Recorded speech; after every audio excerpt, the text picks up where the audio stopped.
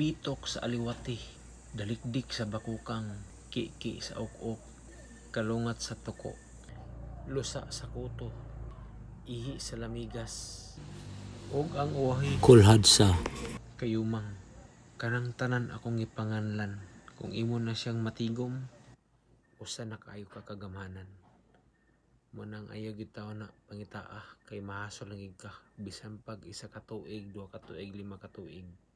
Di gini na makitaan kay imposible gikay na ang ako ang mga gipang istorya. Kung wala kay magnifying glass sa usarang daan sa lusa sa puto, unsaon lang nimo para gid nga mahimo. So naanasad ko dugang nga idea sa inyo. Una katong pangpaswerte akong gihatag sa inyo kani karon tagulilong ni nga di gid kadali makitaan.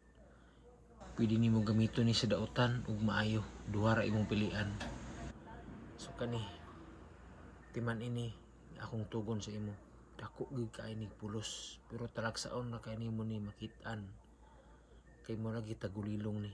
Pero kung maswertihan og tugahan ka, for sure sigurado mo ipiktog mo gahom gini sa imuha. Bisag imong pamilya di ka kita sa imuha.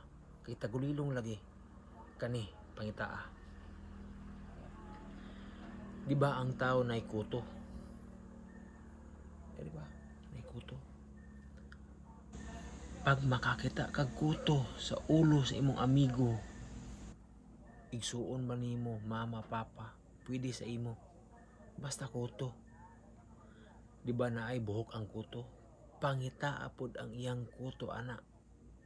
Pag makita nimo ang iyang kuto, ang ikatulong nga kuto sa kuto, motoy himuang habak. Pwede to nimo bisag asa nimo isuksok parte sa imong lawas, diniba, diri, dinhi, ana. Kana buhata. Pag once na makadikit na sa imo ang lawas, di na ka makita bisan pag unsa og sukay nila. Sa kalibunan di ka makita. Mao na siya. Di ba ang kuto bisan pag unsa og sukay, dali ra makadagan, dali ra mawala. Makita nimo karon pag pasagdan nimo kadyot, pag ukay nimo wala na. Ana na siya. Ang meaning ana. Muna mintra sayo pa buhata na para nga mo gawom na sa imuha. So kana ra nga video akong i-share para sa inyo, para nga mahimo pug kang gamhanan sa panahon nga tugahan ka. Wibis kayong dako. So ugma buntag Biyernes na. So nako ihatag sa inyo sa mga gakinanglan kayo. Kani gawom-gawom ni, kailangan gikayo nimo ni para imo ginang lodloran ugma buntag kay Biyernes.